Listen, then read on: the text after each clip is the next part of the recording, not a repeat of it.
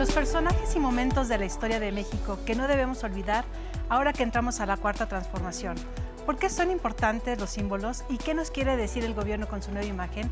Hoy hablaremos sobre este tema en Punto y Coma. Bienvenidos. El logotipo del nuevo gobierno federal muestra 5 de los personajes más importantes de la historia de México. La imagen con fondo guinda y con un gráfico en la parte superior. Aparece Benito Juárez portando una bandera, respaldado por Miguel Hidalgo, José María Morelos, Francisco I. Madero y Lázaro Cárdenas. Pero ¿quiénes son los personajes que aparecen en el logo de la nueva administración federal? El que más destaca es Benito Pablo Juárez García. Nació en San Pablo Guelatao, Oaxaca, el 21 de marzo de 1806 y murió en la Ciudad de México el 18 de julio de 1872. Fue abogado y político mexicano. Se destacó por haber sido presidente de México desde 8 de diciembre de 1857 al 18 de julio de 1872. Es conocido como el Benemérito de las Américas y es célebre por su frase entre los individuos como entre las naciones: el respeto al derecho ajeno es la paz. Benito Juárez fue tomado por la administración que encabeza López Obrador como símbolo de su gobierno por la importancia de sus hechos que tuvieron en nuestro país.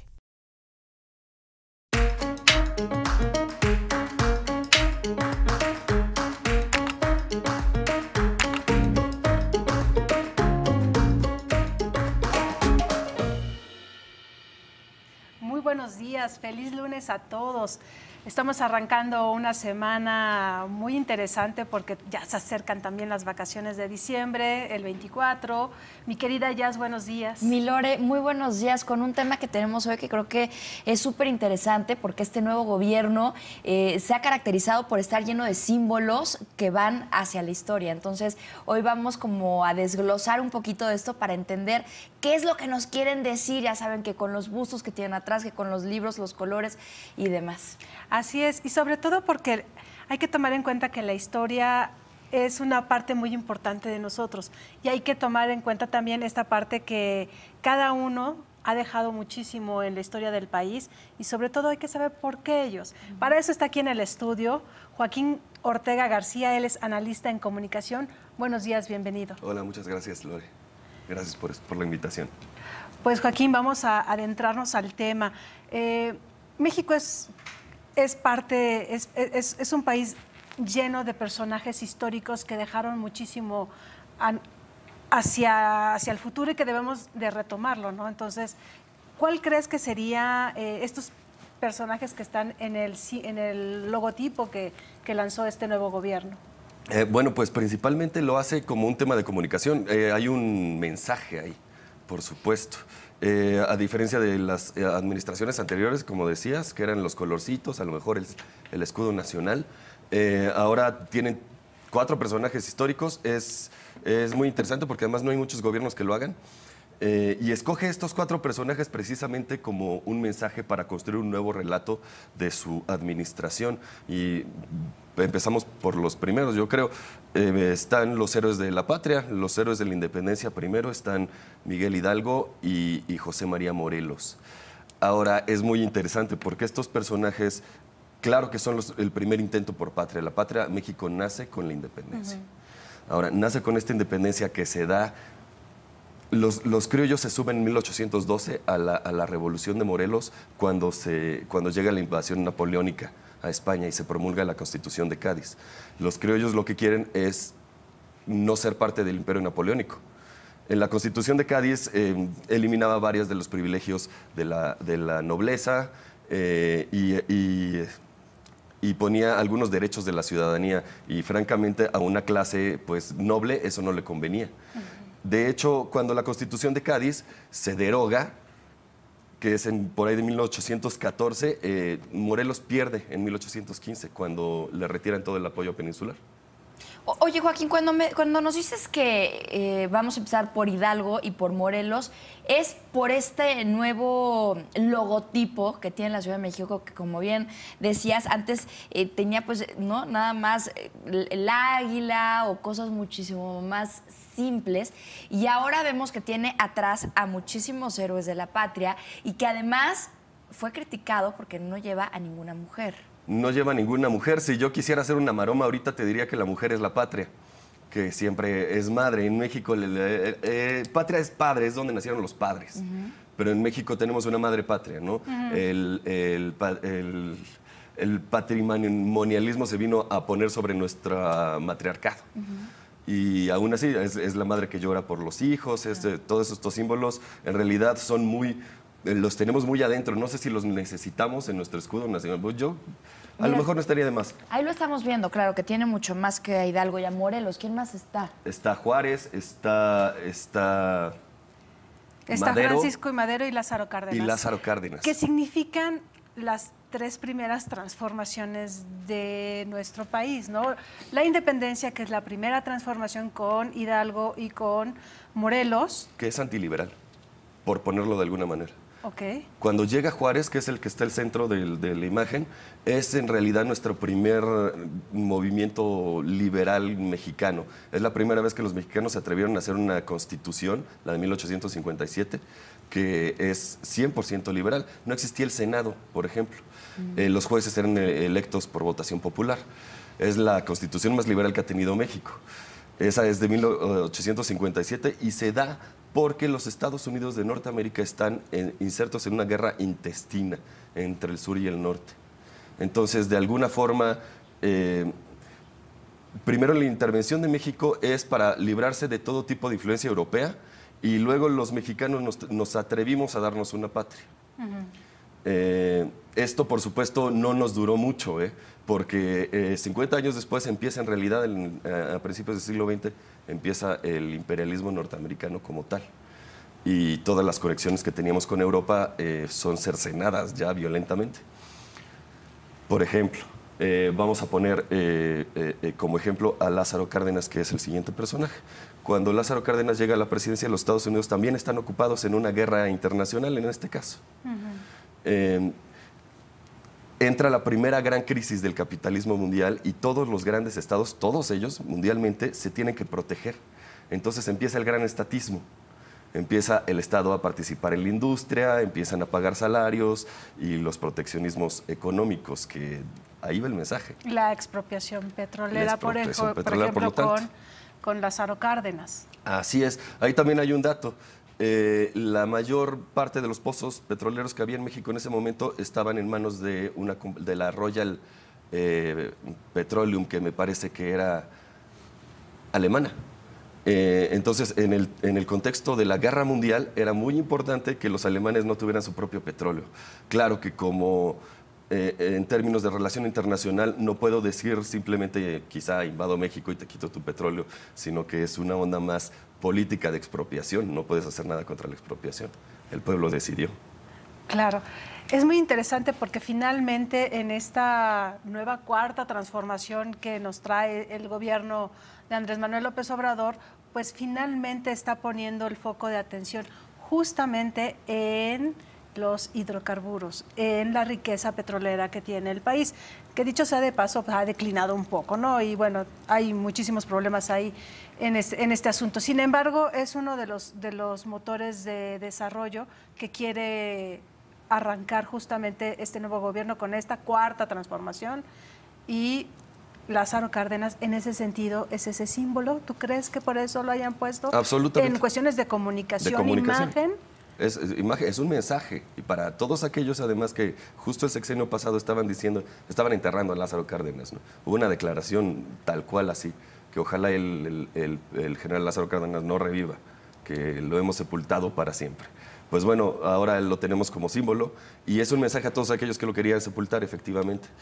Es importante retomar los hidrocarburos, sí, pues, pero es importante dentro de la crisis mundial y de la crisis nacional recuperar los lugares estratégicos de nuestra economía y de nuestro desarrollo para tener control nosotros de ellos. El problema con las economías mundiales es que no nacen, se tienen que cultivar como una planta. Entonces, pues es un poco darle la vuelta a la economía de la extracción que habíamos estado teniendo y que el mensaje de que vamos a aprovechar el petróleo para los mexicanos, etcétera, etcétera. A mí me parece más interesante los personajes anteriores. Claro, Madero, por ejemplo, es el símbolo de la lucha por la democracia, ¿no? La lucha contra una dictadura y que venció a la dictadura por las vías legales y las vías institucionales y le costó la vida. Así es. Entonces yo creo que por eso lo rescatan, no tanto porque normalmente suele ser un símbolo más asociado al panismo, a la oposición electoral. Por eso yo creo que también es importante que lo retome. También es un poquito divorciarse del PRI, divorciarse de los gobiernos autoritarios que han tenido mucho tiempo, ¿no? Como el de Porfirio Díaz y el del PRI, principalmente. Y nos falta Juárez. Sí, Juárez es el símbolo principal de la Cuarta Transformación, el benemérito de las Américas. Algunos le dicen el benemérito de las Norteaméricas. No muchos son fanáticos de Juárez, pero en este caso sí representa el liberalismo. Queremos una reforma, queremos quizá una nueva constitución, una nueva forma de entender la ciudadanía y de llevarnos con los poderes. Además, ahorita que está todo lo de la Corte, surge la idea de ¿y por qué no elegimos a los ministros de la Corte, como decía Juárez, o como decía la Constitución del 57? Porque actualmente, ¿cuántos poderes de la Unión tenemos? Tenemos 3 poderes de la Unión. ¿Por cuántos votamos? Por 2. Tenemos unas 2/3 partes de democracia. Qué interesante. Vamos a hacer un corte, Joaquín, y regresamos enseguida para seguir analizando justamente este símbolo del gobierno de Andrés Manuel López Obrador, estos 5 personajes que representan las 3 primeras transformaciones y estamos rumbo a la 4ª. Regresamos.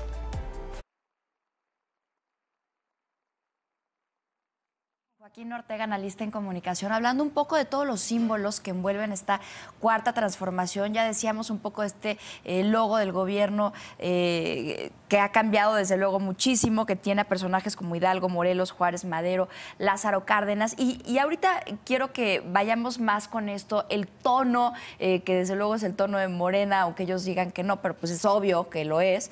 Y también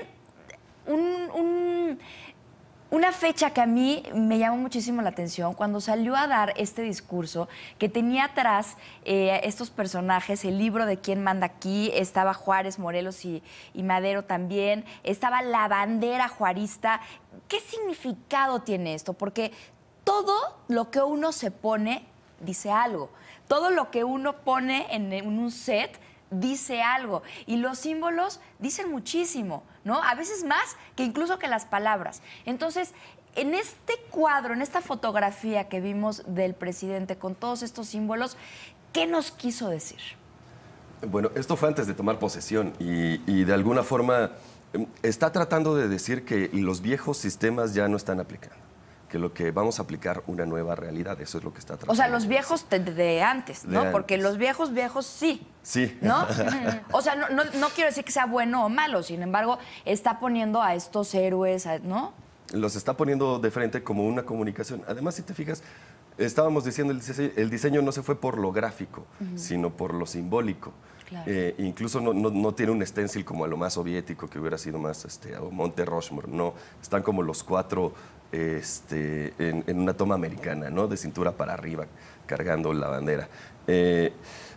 Es importante porque sí está mandando un mensaje y está diciendo, ustedes no son los que mandan aquí, ahora está mandando otra realidad, otro paradigma, que no nos vamos a ir por el diseño, sino por los símbolos, no nos vamos a ir por la eficacia, sino por el relato.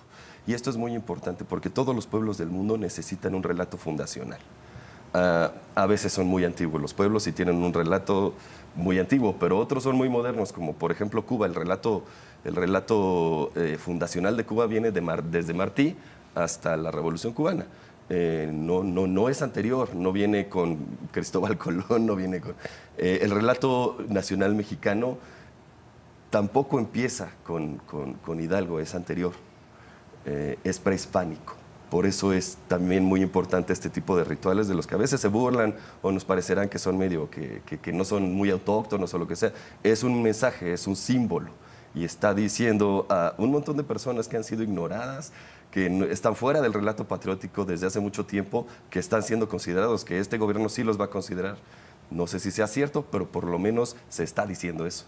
Ese es el mensaje que está mandando todo este simbolismo que han creado a partir de obviamente que ganó la elección Andrés Manuel, y después ya cómo fueron construyendo este discurso a partir de estos símbolos, que en política los símbolos dicen muchísimo. Por supuesto, por supuesto. Él manda todo este mensaje también porque en México tenemos esta historia electoral que es un poquito deslegitimada. Llega Enrique Peña Nieto, el presidente anterior, con un montón de gente protestando en las calles, y cuando finalmente logra la elección López Obrador, no es legitimidad inmediata. Todavía sigue este fantasma de que las elecciones en México son así medio campechanas. Entonces, hace varios símbolos, ¿no? Varios actos simbólicos como para aumentar la legitimidad. Las consultas son uno. ¿Qué pasa, volviendo a estos símbolos, con la bandera nacional, con el águila juarista? Porque hemos visto una transformación constante en nuestra bandera, incluso con la banda, la ¿no? banda presidencial, que también llamó mucho la atención y fue polémico porque la cambió. Entonces decía, sobre todo la oposición, ¿no?, que no podía ser rojo, blanco y verde como la estaba usando ahora y como iba a despedirse Peña Nieto. Sin embargo, esto que es como rojo, blanco y verde también estaba antes, o sea, ha ido como cambiando. ¿Esto qué significa? Pues es que son simplemente símbolos, porque yo sé que a la gente le parece tontísimo, le parece que no sirve para nada. ¿Qué importa qué orden tengan los colores de la bandera en la banda, además? No, importa mucho, porque decían, ¿cómo? Pues si nuestra bandera es verde, blanco y rojo, ¿por qué ahora rojo, blanco y verde? Y luego decían, no, pero es que antes de Calderón, era verde, blanco y rojo. O sea, de la Madrid todavía la traía como ahora la están utilizando. Porque rojo, blanco y verde. Rojo, blanco y verde. Y es para distanciarse. Que no es que sea rojo, blanco y verde, Lore. O sea, lo que pasa es No, que es como... que por la manera en la que está conformado, Exacto. hacia abajo quedaba el rojo, Exacto. en medio obviamente el blanco y arriba el verde. Y ahora la banda presidencial está, con Calderón, estaba abajo el verde, blanco y arriba el rojo. Exacto. Y el águila, ¿no?, que está ahora viendo hacia el rojo. Y antes estaba viendo como hacia el verde. Pero bueno, como digo, antes, o sea, se modifica con cada gobierno. Se modifica no con cada gobierno, pero sí como con cada administración, con cada tipo de gobierno. O con cada ideología. Con cada ideología, porque, digamos, el tipo de gobierno que tuvimos con la banda, con el verde arriba, ese fue el régimen del 88, es el gobierno neoliberal.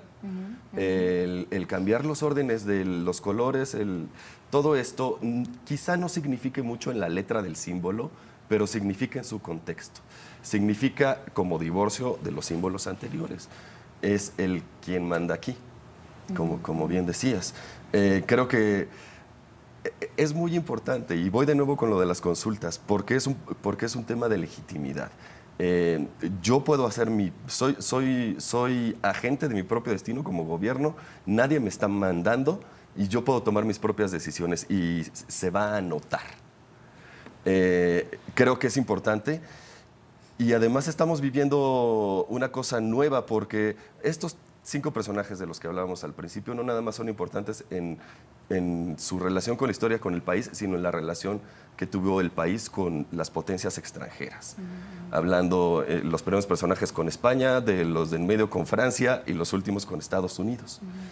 También es importante este simbolismo porque va a cambiar la relación con el mundo, de México con el mundo, principalmente con Estados Unidos y el cono sur del continente, con quienes tenemos más coincidencias que diferencias. Bueno, hay que ver, ¿no? Ahorita la verdad es que lo han llevado bastante bien, se han echado muchas porras unos con otros, pero bueno, decíamos que se ha tratado de romper, ¿no?, con estos símbolos y sobre todo con estos héroes de la patria, con este sistema neoliberal. Sin embargo, cuando sale por primera vez Andrés Manuel López Obrador, después de haber ganado las elecciones, yo lo platiqué aquí, de hecho con Martí Batres, parecía que tenía un discurso neoliberal, ¿no? Entonces, ¿tú crees que está tratando como de tranquilizar aguas por un lado, pero también está tratando de mandar este mensaje de ruptura? ¿O qué significa? Porque también el discurso significó muchísimo. La gente sí se tranquilizó. Sí, tienes razón. hay una parte conciliadora en el mensaje y no es hacia afuera, sino hacia adentro, hacia los poderes fácticos de adentro del país.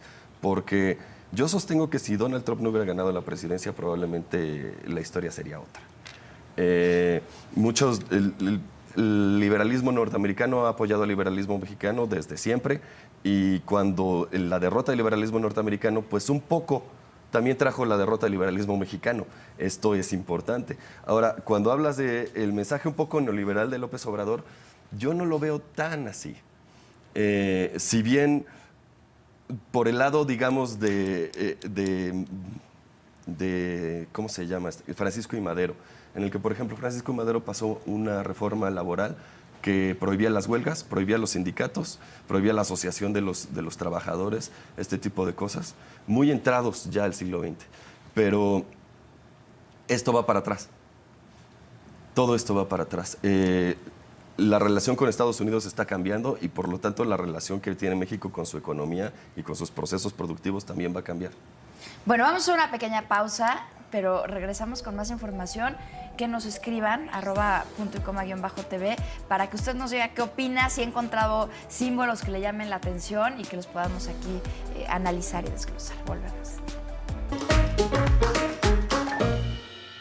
Estamos de regreso aquí en Punto y Coma con Joaquín Ortega García, él es analista en comunicación, y estamos hablando sobre las cuestiones de el simbolismo en este nuevo gobierno, estos 5 próceres de la patria que significan una etapa muy importante, que nos han dado rumbo, nos han dado la guía a seguir y que es importante retomarlo. ¿Tú crees que la gente realmente tenga algún vínculo o los recuerde o sepa quiénes son así de simple vista? Es una excelente pregunta. No, yo creo que no. Más o menos el relato patriótico posrevolucionario había logrado, por lo menos, poner en las escuelas primarias la cara de Hidalgo y de Morelos, más o menos ahí medio se sabe. Ya llegando a Juárez, habría que te dice que creo que lo vi en el billete de 20, y ya cuando llegamos a Lázaro Cárdenas, ahí sí no. La mayoría el relato patriótico está muy desgastado, y también es una cosa del neoliberalismo. Al neoliberalismo no le gusta la historia, le gusta más decir cómo el mundo le gustaría que fuera, que más decir cómo es y cómo ha llegado a ser a cómo es, pues. Entonces, la historia, si se dieron cuenta, en la etapa neoliberal no nada más se cancelaron la historia prehispánica, sino también un montón de temas. La filosofía, como que este tipo de asuntos no les gustaba removerlo. Yo creo que está bien remover la historia. Yo creo que está bien que conozcamos quién es Lázaro Cárdenas. Lázaro Cárdenas fue militar, se levantaba a las 6 de la mañana a nadar todos los días. Hizo la expropiación petrolera, pero no nada más esto, sino que, como ya había mencionado, dentro de este ambiente en el que todos los gobiernos del mundo tenían que empezar a tomar control de la economía, él empezó el periodo, digamos, clientelar, corporativista mexicano, nació ahí. Los grandes sindicatos que estaban unidos al partido, ¿no? Se dice que, por ejemplo, en Michoacán, Lázaro Cárdenas tumbó un montón de represas antiguas prehispánicas que se habían construido para el Bajío, para meter a todos los agricultores a la presa, corporatizarlos, pues. Y que dejaran de ser, digamos, autosustentables. Esta es la parte, digamos, ningún personaje de la historia es blanco o negro. Todos son, o sea, si los vemos como son. Si los vemos como símbolos, pues ya lo dijimos, la expropiación petrolera, la independencia, la revolución y la reforma. Pero sí, si los vemos en carne propia, cada quien tiene sus claroscuros.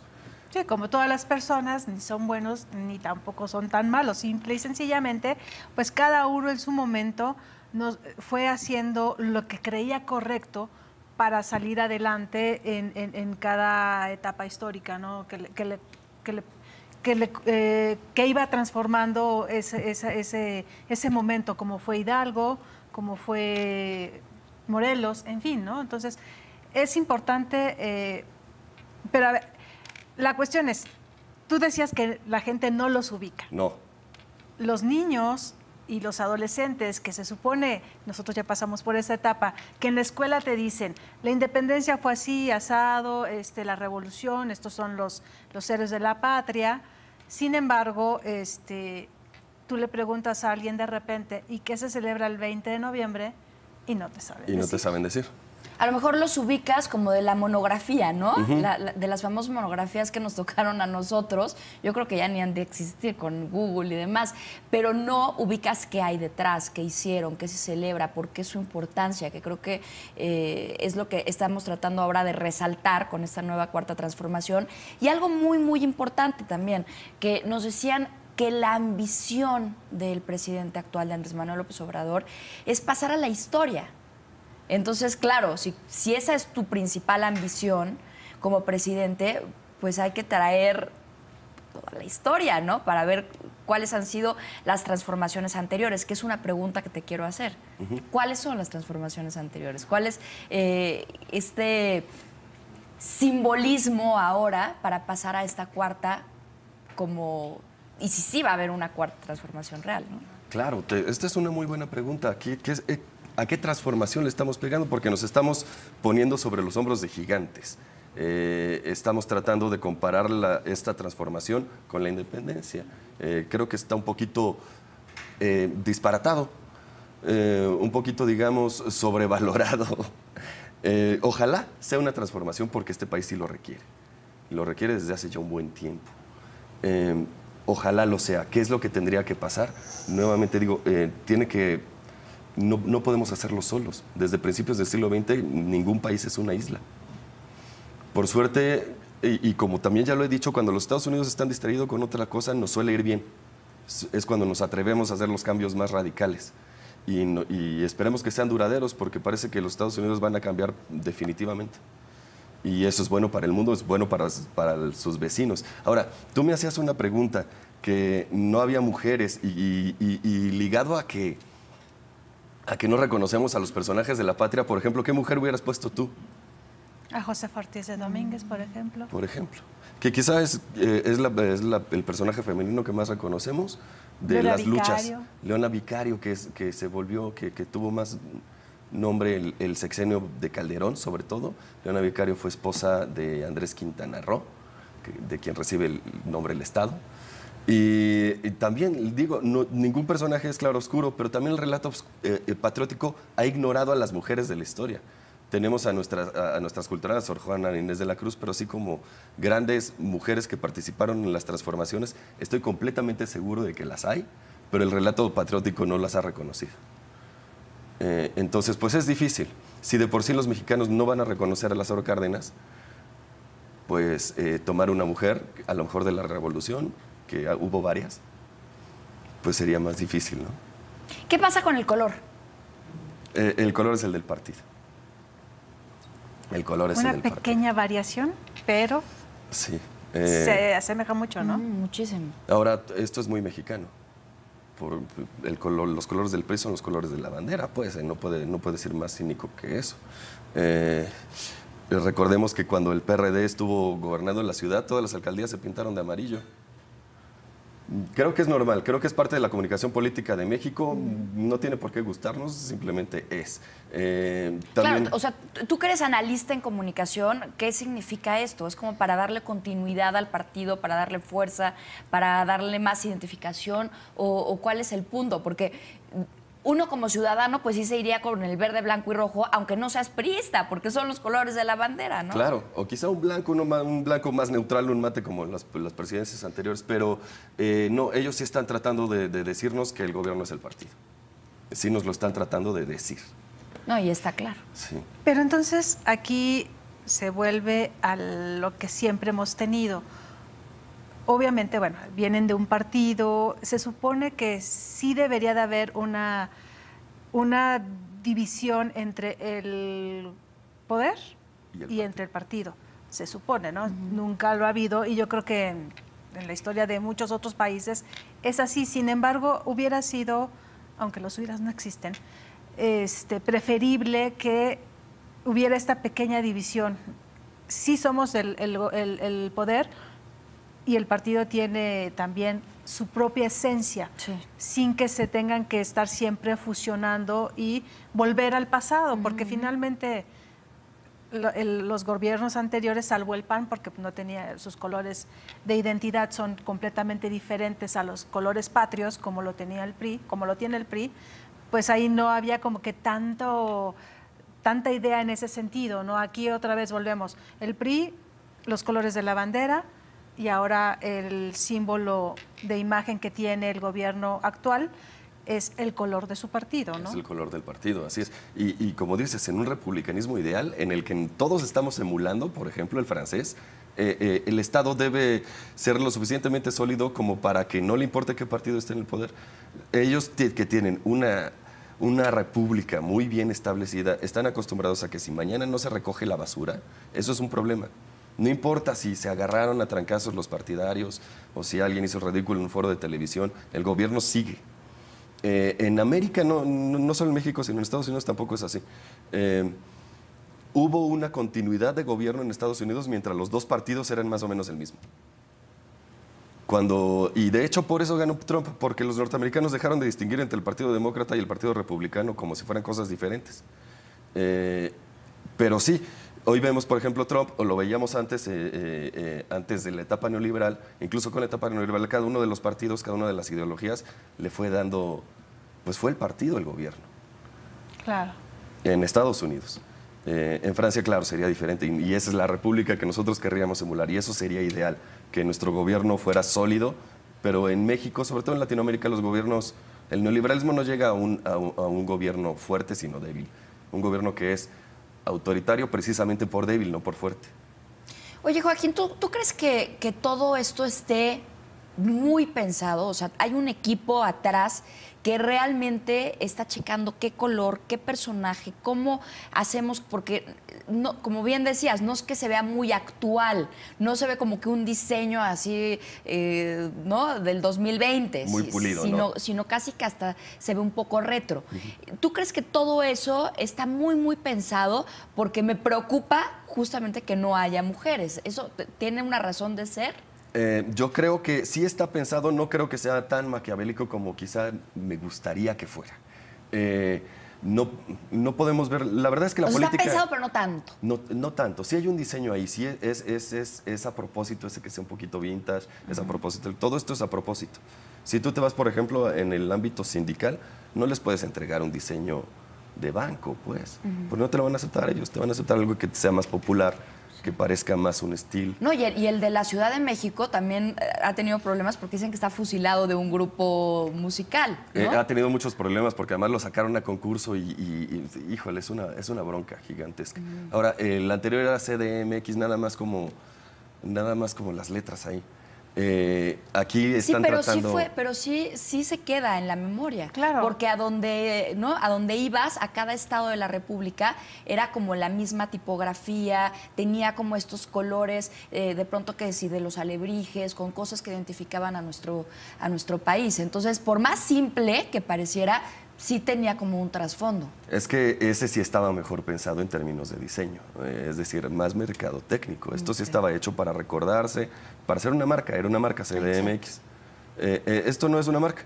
Y esto tiene una historia tal cual atrás, ¿no? Exactamente, aquí el mensaje es otro, es completamente otro. Las marcas un poco deben ser neutrales, deben ser positivas, deben ser limpias. La historia no es nada de eso.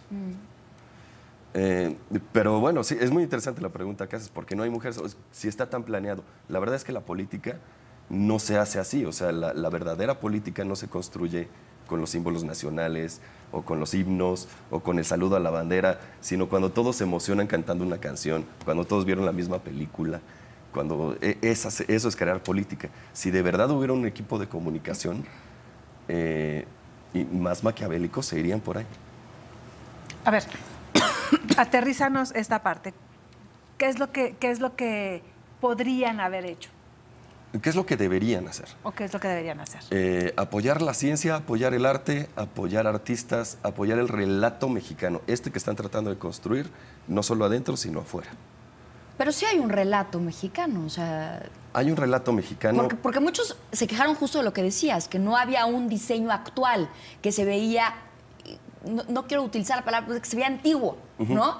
Pero relatos sí hay, o sea, sí tiene una razón de ser. Lo que decía Lore, pues es que cada personaje implica una de las transformaciones. Claro, claro. Pero también ¿qué es esto? No somos nada más otro país, ¿no? No somos nada más a lo mejor una iconografía bonita, sino que es un proceso histórico. Ahora, es muy difícil comunicar esto así como lo están intentando hacer. Es lo que te acabo de decir. Yo le apostaría más al cine, le apostaría a la música, le apostaría a la televisión y al internet. Y lo haría desde el gobierno. Estaría tratando de crear un relato nacional. ¿Han notado que hay muchas personas más orgullosas de ser mexicanos últimamente? Yo sí lo he notado. Es como que la legitimidad tiene esa magia. Por ejemplo, a López Obrador no se le cuestiona muchas cosas que a otros sí se le cuestionaban, y es porque sí sienten que sí lo eligieron. El ser mexicano es finalmente una pregunta que siempre está en el aire. ¿Qué es ser mexicano? Y somos un mosaico, y en realidad no es una pregunta fácil de responder. El relato patriótico, como todos los relatos, son falsos. O sea, no es que sean falsos, son fabricados. Son unas historias que nos contamos sobre nosotros mismos. Y esto es lo interesante, ¿qué es lo que va a hacer la cuarta transformación para crear este relato? ¿Qué historia se va a contar a sí mismo? Pues bueno, vamos a hacer una pausa. Regresamos enseguida aquí con más en Punto y Coma. Estamos hablando ahorita en el corte de qué es lo que estamos comunicando al exterior y demás, y también de todos los símbolos, ¿no? Y dejando atrás un poco a estos héroes de la patria que ahora vemos en todos lados, como un logo, ¿ya? ¿No? O sea, es curioso, pero ver a Morelos, a Hidalgo, a todos como un logo, pues no sé qué tanto nos diga. No sé qué tanto le diga también a los niños, a los jóvenes, a quienes están estudiando. Sin embargo, creo que el símbolo más importante de este gobierno es el mismo Andrés Manuel López Obrador. Y lo veíamos en la toma de protesta y demás, cuando estaban las señoras con los aretes que traían la cara de Andrés Manuel, que traían un collar con la cara de Andrés Manuel. O sea, creo que el símbolo más importante de Morena es Andrés Manuel. La gente no votaba por X o tal diputado, o sea, no es que estaban votando por Sergio Mayer, estaban votando por Andrés Manuel López Obrador y se lo cuelgan. O sea, se lo ponen en la camiseta y se lo ponen en la... Así que tal cual, traen puesta la camiseta de Andrés Manuel López Obrador. Es muy exitoso. En ese sentido. Y claro, es el Monero Hernández, me parece, el que inventó la caricatura de López. Que sí. Que bueno, la ves en todas partes. Está en el árbol de Navidad, ahora está en vez de Garfield en los coches. Es muy exitoso. Y quiero hacer aquí una comparación. Recuerdo cuando José Antonio Meade en pleno de la campaña sacó una botarga de él mismo y que no se parecía a sí mismo. Y es que es muy difícil encontrar una forma de caricaturizarte. Y si lo logras, has creado un símbolo. En este caso, lo que se logró con la propia imagen de Andrés Manuel. Es buenísima su caricatura. Así es. Y es buenísima su caricatura y es muy simpática. Es algo que la gente pues, le gusta. No genera aberración, sino genera empatía, ¿no? Hasta Mickey genera más aberración a veces. Y él es muy inteligente, él lo ha sabido manejar, porque él también saca su propia caricatura con mucho orgullo, entonces...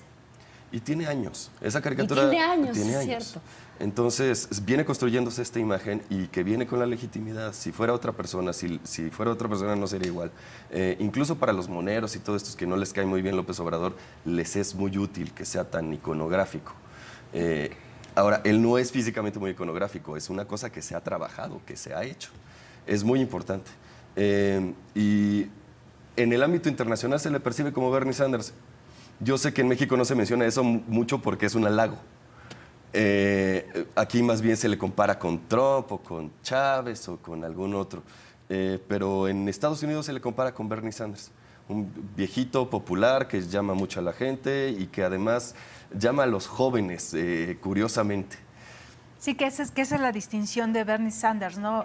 Cuando estuvo en campaña en Estados Unidos, buscaba justamente el apoyo de los jóvenes porque se dirigía muchísimo a ellos y porque los veía como justamente la parte más importante del crecimiento y desarrollo de una nación. Y en este caso, en el discurso de Andrés Manuel, tanto el programa de jóvenes en el futuro, donde se van a capacitar en las empresas y todo esto, pues les está dando un espacio que antes no tenía, ¿no? En ese sentido, pues sí lo podemos un poco ver hacia el lado de Bernie Sanders, solamente por eso, pero porque por lo demás son completamente opuestos. Son diferentes en varias cosas, pero por ejemplo, López Obrador nunca pudo haber corrido una campaña diciéndose socialista. Nunca. Bernie Sanders así casi gana. Esa es una diferencia importante. López Obrador no es la izquierda más radical del continente, ni mucho menos. De hecho, diría que es la menos. Es bastante conciliador ahora, pero si nos vamos a los símbolos, pues los símbolos son revolución, expropiación, independencia. Es fuerte para el extranjero, eso es fuerte. Quizá aquí en México no se note mucho, pero el triunfo de López Obrador en términos mundiales es un gran acontecimiento mundial que puede cambiar el paisaje del mundo, y lo va a cambiar. Oye, Joaquín, yo te preguntaba hace rato que si tenía un muy buen equipo de comunicación que estuvieran haciendo estos logos y estos símbolos. A mí, en lo personal, me parece que tiene un extraordinario equipo, porque sí, hacer de él mismo una marca, levantar un partido de la manera que lo levantó, da igual si el color es guinda, o es verde menta, o es verde, blanco y rojo. Lo que él está haciendo, el símbolo de Andrés Manuel López Obrador, creo que es lo que está haciendo esta cuarta transformación. ¿Cómo se hace? ¿Cómo tú que te dedicas a eso, cómo puedes levantar una marca, así sea una persona en política o demás, para generar esta fe que tiene la gente en que realmente va a cambiar su vida? Porque ponerte unos aretes con una persona, ¿no? Es que realmente es una devoción. Sí, no cualquiera lo haría, ¿no? En Estados Unidos, que usan la bandera en todas partes, no cualquiera lo haría, ¿no? Habla de una ideología. Es muy interesante lo que dices, cómo se hace como una marca. Yo creo que en el caso de López Obrador se fue construyendo. Yo te voy a hacer una confesión aquí. A mí me caía muy mal López Obrador. Muy, muy mal. Hace 10 años. Pero ¿sabes qué me convenció de lo contrario? El sexenio de Felipe Calderón. Y yo creo que a la mayoría de las personas les pasó lo mismo. Tú tienes... ¿Por qué Uber es muy bueno? Porque la opción era mucho peor. En realidad, cuando no tienes alternativas, es lo que trató de hacer Hillary Clinton con Donald Trump, ¿no? El Partido Demócrata sacó a Bernie Sanders de la contienda porque era más popular que Hillary Clinton. Entonces... Cualquier diseñador te lo diría, es el truco más viejo de la historia. Le das a tu jefe el diseño que quieres que elija y uno que jamás elegiría.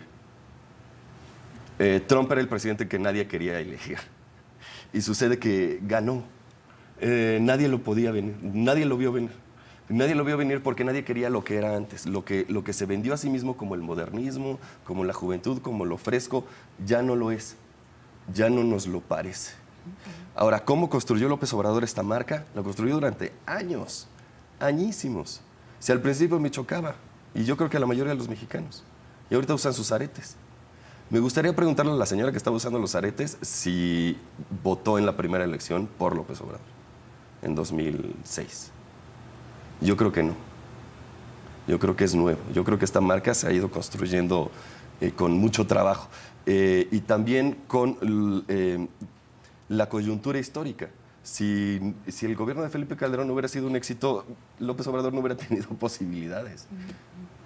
Eso es un hecho. Pero no, el caso es que el neoliberalismo no entregó sus promesas. El PAN, el PRI no entregaron sus promesas. Entonces nos dejaron con la única opción posible, era López Obrador. Es la última papita de la bolsa, ¿eh?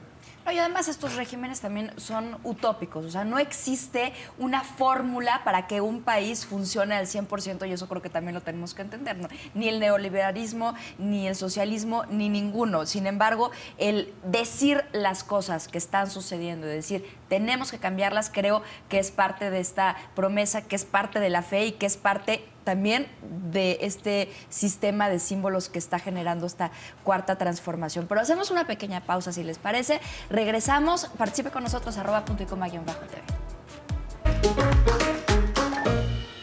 Estamos aquí de regreso con Joaquín Ortega García. Y bueno, finalmente, en este pequeño tiempo que nos queda, Joaquín, estos símbolos, ¿qué esperas que la gente los haga suyos, los retome o que simplemente se conviertan en algo de mercadotecnia? Claro que el gobierno quiere que la gente retome estos símbolos como suyos, retome estos valores como suyos. Esperamos que lo haga. Creo que no va por aquí, si quieren hacer verdadera comunicación, creo que va hacia el arte y hacia la cultura. Y así es como van a lograr transmitir estos valores más que con una iconografía. Así es, pues muchísimas gracias, Joaquín, mi querida Jazz. Gracias. Yo la verdad es que mi conclusión es que difiero un poco. Yo creo que lo que se está buscando es que la gente se identifique y la gente sí se está identificando con estos logos, con este quién manda aquí, con este cambio que quiere ver el pueblo. Entonces, bueno, pues ya veremos. Pero como estrategia en comunicación me parece extraordinario. Bueno, pues los dejamos aquí en la programación de Excelsior Televisión. Ya llegó Paola Virrueta para Excelsior Informa. Buenos días.